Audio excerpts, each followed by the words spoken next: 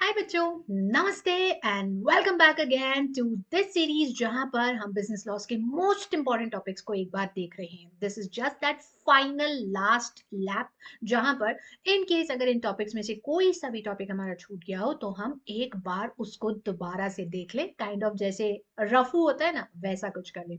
तो भाई अभी तक हमने हमारे पूरे 6 चैप्टर्स का डिस्कशन कर लिया है और अब आज बारी है हमारे लास्ट टॉपिक की, वही वजनी गजनी एक्ट एग्जैक्टली जिसका नाम है the Indian contract act of 1872। बच्चों, इस इंडियन कॉन्ट्रैक्ट एक्ट 1872 में कुल मिला के 9 यूनिट्स है एंड एक्चुअली आई नो कि ये एक ऐसा एक्ट होता है not for those students coming up again, वो बच्चे नहीं जिन बच्चों ने हमारा वन शॉट अटेंड करा था आईसीए का। और इन केस अगर तुम्हें अभी भी एक लास्ट रिवीजन करना है, आईसीए नहीं पढ़े हो, देखना चाहते हो, तो 9.25 घंटे के एक वीडियो में जो चैनल की प्लेलिस्ट में तुम्हें मिल जाएगा, मैंने आईसीए पूरा रिवाइज कराया है, वो एक बार देख सकते हो। और वो बच्चे जो ये कर चुके हैं और मेरे साथ 101 मोस्ट इंपॉर्टेंट क्वेश्चंस भी पूरे सॉल्व कर चुके हैं, आज बड़ा वर्बली तुम्हें बताऊंगी ऐसे टॉपिक्स जो तुम्हें बिल्कुल ही नहीं छोड़ना है। जैसे अगर यूनिट नंबर 1 की बात करें तो यहाँ पर ऑफर इसके टाइप्स, इसके एसेंशियल्स, एक्सेप्टेंस इसके एसेंशियल्स, और कम्युनिकेशन और revocation of offer, including section 10 के एसेंशियल्स ऑफ अ कॉन्ट्रैक्ट, ये जरूर कर लेना, नोट डाउन कर लेना इसको। ठीक है। यूनिट 2 पर जाओगे तो यूनिट नंबर 2 में ऐसे अग्रीमेंट्स जो बिना कंसिडरेशन के वैलिड है, including essentials of consideration, and कहाँ थर्ड पार्टी सूट फाइल कर सकती है, वो ही पढ़ना होता है। यूनिट नंबर 3 में जब जाओगे बच्चों, तो यहाँ पर कोजन, फ्रॉड और बायलैटरल मिस्टेक ऑफ फैक्ट, ये वो टॉपिक है जिसे बहुत अच्छे से करना, बायलैटरल मिस्टेक ऑफ फैक्ट। ठीक है। यूनिट नंबर 4 जब परफॉर्मेंस का आएगा तो जॉइंट प्रोमिसेस परफॉर्म कर सकते हैं, तो वो 40, 41, 42, वो वाले दोनों तीनों सेक्शंस तो तुम करोगे ही सही। एक सिंगल परफॉर्मर को कंपेल कर सकता है प्रोमिसी की वो परफॉर्मेंस दे, ये भी जरूर देखना। और फिर वो अप्रोप्रिएशन ऑफ पेमेंट पे आ जाना जो 59, 60, 61 में आ जाता है, इसको जरूर कर लेना। ठीक है।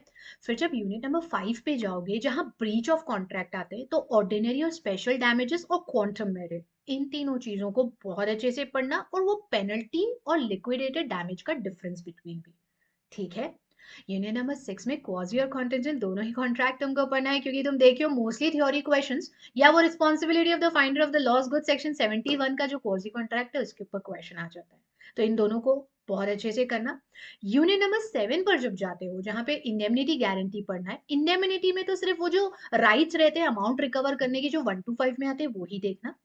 हाँ, गारंटी में श्योरिटी की नेचर, लाइबिलिटी का जो नेचर है 1 to 8 का, वो तुम्हें करना है। और श्योरिटी रिवोक कब होता है, ये टॉपिक्स तुम्हें तीनों पॉइंट जो दिए, रिवोकेशन के, इनवैलिडेशन वाला और कॉन्ट्रैक्ट का, वो सारे पॉइंट श्योरिटी के, रिवोकेशन के बहुत अच्छे से करना।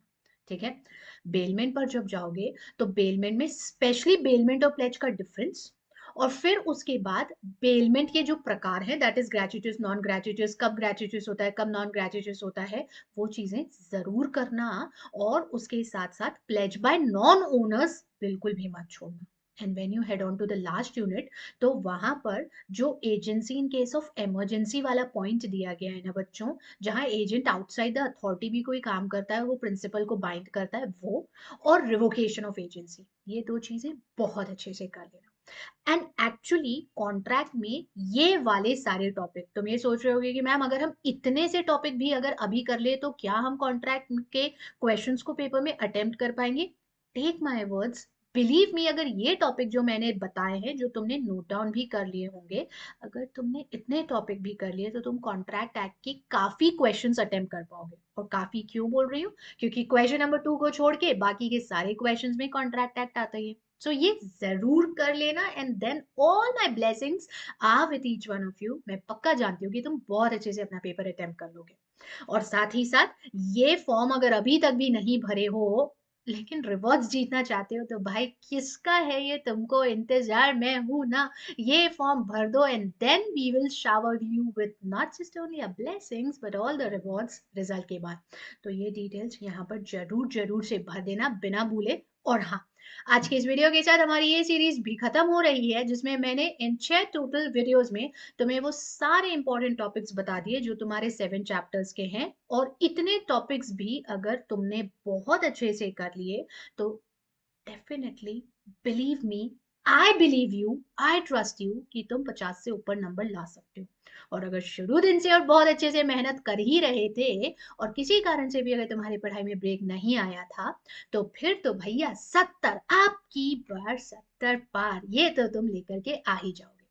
So that's all in this series and in this video from my end बच्चों। all the very very very best to each one of you। खूब अच्छे से तैयारी करना, खूब सारा पढ़ाई करना एंड खूब अच्छे से एग्जाम देना। अब मैं तुमसे सीधा प्री एग्जाम मैराथन में मिलूंगी, जहाँ one day before rigorous revision होगा और उसके साथ साथ टॉप 25 क्वेश्चंस भी तुम्हें मिलने वाले। जल्दी वहां पर मिलते हैं, तब तक के लिए नमस्ते, बाय बाय।